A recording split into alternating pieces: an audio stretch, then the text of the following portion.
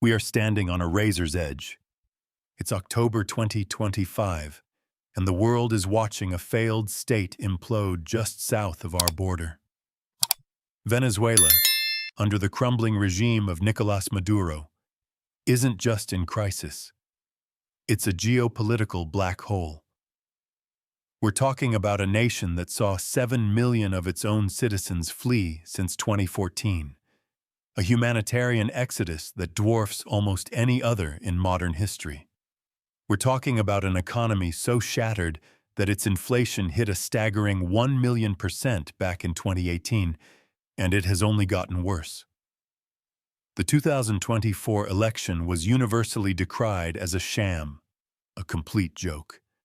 Now, in October 2025, with Russian and Chinese advisors propping up a narco-state cartel, the United States is facing a powder keg. And folks, the fuse is incredibly short. This is why what we just witnessed at Camp Pendleton, California, isn't just a birthday party. It's a warning. On October 18, 2025, the United States Marine Corps celebrated its 250th birthday. But they didn't just cut a cake. They threw the most insane, terrifying, and awesome display of military power imaginable at Red Beach. They staged a full-scale amphibious assault demonstration, and the message, intended or not, was crystal clear. It was a message aimed directly at Caracas. The Marines were essentially saying, "Hey, happy birthday to us. And by the way, Maduro, your beaches look nice." I'm Ryan, a former F-15E combat pilot, and I'm going to break down exactly what we saw, what this hardware can do, and what a hypothetical American intervention in Venezuela would actually look like. This isn't a game. This is the bleeding edge of modern warfare. Let's set the stage. A Marine Expeditionary Unit, or MEU, is about 2,200 of the toughest Marines you'll ever find, packed onto a group of ships known as an Amphibious Ready Group. We saw the flagships of this power at Pendleton, ships like the USS Boxer and the USS Macon Island. These are 844-foot-long amphibious assault ships. They are, for all intents and purposes, baby aircraft carriers. They carry 2,000 Marines and a full complement of over 30 aircraft. And then there's the secret sauce, the well deck, a massive internal bay that floods, allowing landing craft to drive right out the back. Alongside them, you have ships like the USS Pearl Harbor, a dock landing ship. Its entire purpose is to be the mothership for the vehicles that storm the beach. This naval armada parks itself 50 miles off the coast, a sovereign piece of American territory, and prepares to unleash hell. And unleash hell they did. The first thing that blew everyone away, including the vice president who was in attendance, were the LCACs. That stands for Landing Craft Air Cushion. Folks, this is not a boat. This is a 91-foot-long monster that floats on a cushion of air, propelled by 4 turbine engines screaming with 16,000 horsepower. It moves at over 40 knots, that's 46 miles per hour, over the water. It doesn't care about reefs, it doesn't care about mines, it doesn't care about Aki beaches. It glides right over them. It can carry 75 tons. Let me put that in perspective. That is one M1 Abrams main battle tank, or 180 fully equipped Marines. It can go from the ship 50 miles out to the beach in under 30 minutes. It is the definition of shock and awe. Seeing these things roar out of the mist at Red Beach was like watching something out of a science fiction movie. But they are very, very real. And the maintainers who keep these saltwater-breathing dragons running in harsh conditions? They are the unsung heroes. But the LCACs are just the taxi service. What they deliver is the real punch. For decades, the Marines rode in the AAV, the Assault Amphibious Vehicle. You've seen them. They were iconic. But let's be blunt. They were death traps. They had flat bottoms, making them incredibly vulnerable to modern mines. The Marines finally, and thankfully, phased them out in September 2025. What we saw at Pendleton was its replacement, and it is a beast. It's called the ACV, the Amphibious Combat Vehicle. This is a 30-foot-long, 8x8-wheeled behemoth. It swims at 6 knots in the water, but once it hits the land, it can tear it up at 65 miles per hour. It carries 16 Marines plus a crew of 3, and it is built for survival. It has a V-shaped hull specifically designed to deflect mine blasts away from the crew, and on top, a remote-controlled 30mm cannon. That's right, remote-controlled. The gunner isn't exposed, sitting in a turret like a target. They're inside the protected hull, using a screen and a joystick to lay down precision fire. It's like playing the world's most high-stakes video game. Seeing these ACVs roll off the back of the LCACs, forming up on the beach, and ready to fight. That is the Giga Chad of amphibious assaults.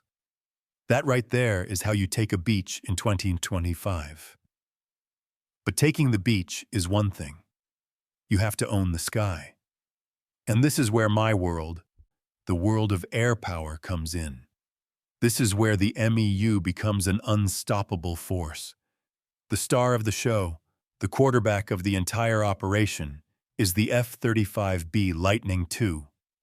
The B model is the Marine Corps variant, and it does something magical. STOW VL, short takeoff and vertical landing. This jet, a 5th-generation stealth fighter, can take off from the short deck of the USS Boxer and land vertically, like a helicopter. Think about what that means. The Marines are not tied to massive, vulnerable airfields. Their airbase moves with them, 50 miles off the coast. The F-35B is a flying supercomputer. Its sensors can see everything for over 100 miles. It can spot a semi-submersible drug boat, a hidden Russian anti-aircraft missile battery, or even Maduro's private jet trying to make a run for it. In a Venezuela scenario, these F-35Bs would be the first ones in. They wouldn't even go Top Gun mode, not at first. They'd use their stealth to slip in unseen and launch long-range cruise missiles to decapitate Venezuela's Russian-made air defense systems. Once those are gone, the F-35B becomes the all-seeing eye, the eye in the sky, guiding every other asset on the battlefield. And it has friends. The Marines got a new Christmas gift in 2023. Their very own MQ-9 Reapers. That's right, the Reaper, the most feared hunter-killer drone on the planet, is now in the hands of the Marines.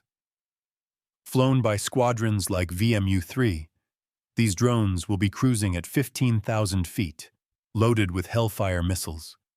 They can loiter for over 24 hours. They will be spotting cartel targets, militia choke points, and oil facilities. And they won't just pass the target. They'll service it themselves. A 2024 exercise showed them guiding beach landings. They are the persistent overwatch, the angel on the shoulder for the Marines on the ground. And at $30 million a pop, they're considered cheap. The only threat? Shoulder-fired missiles. But that's where the rest of the team comes in. Flying even higher, you have the RQ-4 Global Hawk. This is the big daddy of ISR, intelligence, surveillance, reconnaissance. It's a jet-powered drone that flies at 50,000 or 60,000 feet, way above any threat, for over 30 hours straight. Its job is to map everything. It would map the entire Venezuelan coastline, the Orinoco Delta, the ports at Maracaibo. It would track Russian and Iranian advisors in real time. It's the strategic brain, feeding information to the commanders on the USS Boxer. The downside? It's $130 million, and it's slow. It's a big, fat, expensive target, which means the F-35s have a new job. bodyguard duty. No time for Top Gun loops. You're protecting the most valuable eye in the sky. But now we talk about the real game changer. The brand new toy that completely rewrites the rulebook. You need to know about the Anduril Fury drone. This is a CCA, a collaborative combat aircraft. This thing just flew, and it is terrifying. It flies at over 650 miles per hour, above 40,000 feet. But it's not just fast, it's smart. It's run by an AI called Lattice. It is the autonomous wingman. It's the Terminator to the F-35's Sarah Connor. You can program this thing to fly with your F-35 squadron. The F-35 pilot, the human, stays back in the safe zone, acting as the quarterback. He then tasks the Fury drones to do the dirty work. Go fly into that hostile missile zone. Go jam that radar. Go take out that drone nest. The Paris Air Show this year showed it can swap gear for scouting or jamming. This drone is John Wick. Every move is precise, lethal, and unstoppable. In a Venezuela scenario, you wouldn't send one. You'd send a swarm of 20. They would overwhelm every single defense system Maduro has. They would clear the path for the landings, and if one gets shot down, the pilot is safe, 100 miles away, drinking a cup of coffee. This is the unbeatable combination. An F-35 launching these Furies from a carrier. It's like Batman and, well, Batman. Sorry, Robin, your job is gone. And let's not forget the rotor heads. The air power demo at Pendleton was a beautiful sight. A sky filled with helicopters. You had the big boys, the CH-53 Super Stallions, the heavy lift workhorses that carry the gear and troops. You had the Vipers, the AH-1Z Zulu. This is the Marines' attack helicopter. It's leaner and meaner than the Army's Apache, and it's built for the saltwater environment. It's the close-in bodyguard for the troops on the ground. And then the Ospreys, the V-22 Osprey, the tilt-rotor marvel that takes off like a helicopter and flies like a plane. These things are the long-range specialists, perfect for inserting special operations forces deep behind enemy lines or refueling F-35Bs at forward arming points. Seeing this entire air armada fly down Red Beach, it just makes you feel all warm and fuzzy inside. It's thousands of pounds of peace through superior firepower. So, that's the hardware. That's the toolkit. The Marines have proven, without a shadow of a doubt, that tactically, they can take any beach, anywhere, anytime.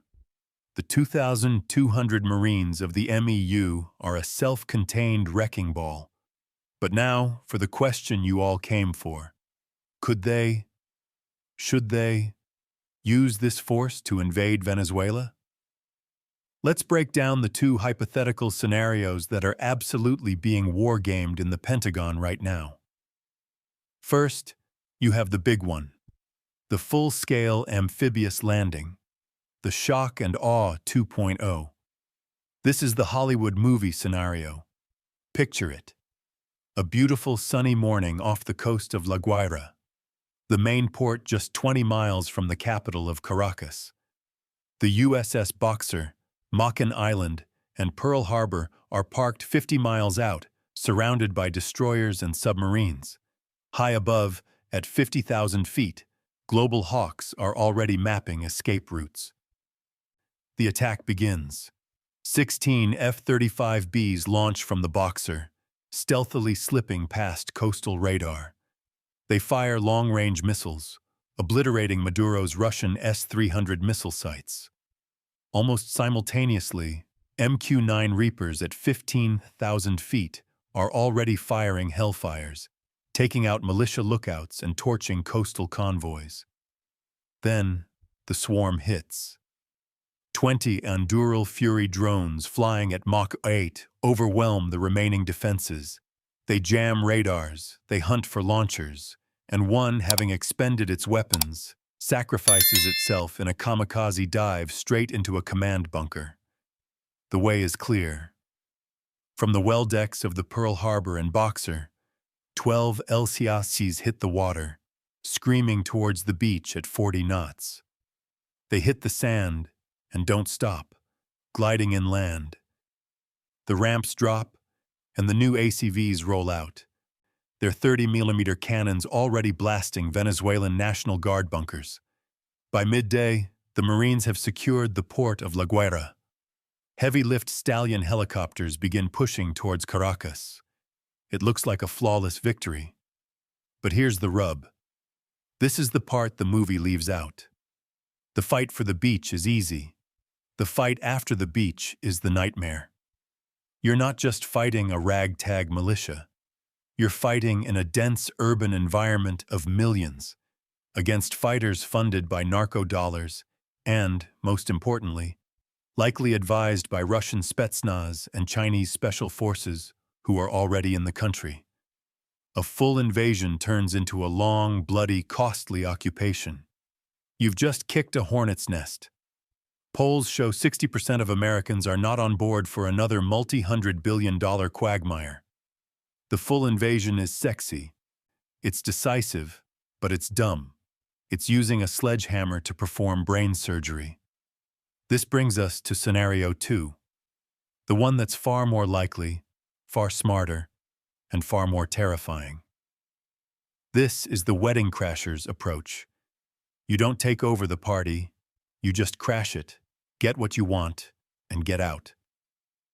I'm talking about continuous surgical strikes. This isn't an invasion. It's a decapitation, executed by the ghosts. Instead of a 2,200 Marine MEU, the stars are now Delta Force and SEAL Team 6. They fly in on stealthy Blackhawks from 90 miles out, launching from a forward base. Or maybe they come in via high-altitude parachutes, guided by the global hawks above. Their targets aren't the beaches. Their targets are specific. The oil fields in Zulia, the narco-gold stashes in Maracaibo that fund the regime, the command centers in Caracas. The MQ-9 Reapers are their overwatch, hitting any convoy or quick reaction force that tries to respond. The Anduril Fury drones are their robotic bodyguards, clearing buildings and jamming communications before the operators even kick in the door. The operators blow the oil production, steal the cartel's cash, and then exfiltrate, perhaps via LCACs or mini-subs waiting for them from the USS Pearl Harbor. Then, 72 hours later, they hit another target, and another, and another. The F-35Bs from the Boxer aren't carpet bombing. They are on-call close air support, ready to drop a single, precise bomb on any key leader who tries to flee. This campaign isn't about occupation. It's about breaking the regime's piggy bank. It's about causing mass defections. Over 3 months, the Maduro structure, built on oil and drug money, would collapse from within. The cost? Maybe $5 to $10 billion, a fraction of an invasion. It's clean, it's scalable, and it's politically sustainable. That, to me, is the smart move. The big invasion has the fireworks, but the surgical strike campaign, that's how you win in the 21st century. The demo at Camp Pendleton proves we have the tools for both. It shows the world that the Marines can deliver anything from a 2,200-man wrecking ball to a 2-man scalpel. What's your call? Do you go for the full-on Venezuelan assault, the shock and awe broadcast? Or do you favor the covert, surgical hits, the shadow war? Let me know what you think. Because as of October 2025, this isn't just a hypothetical. It's a very real option.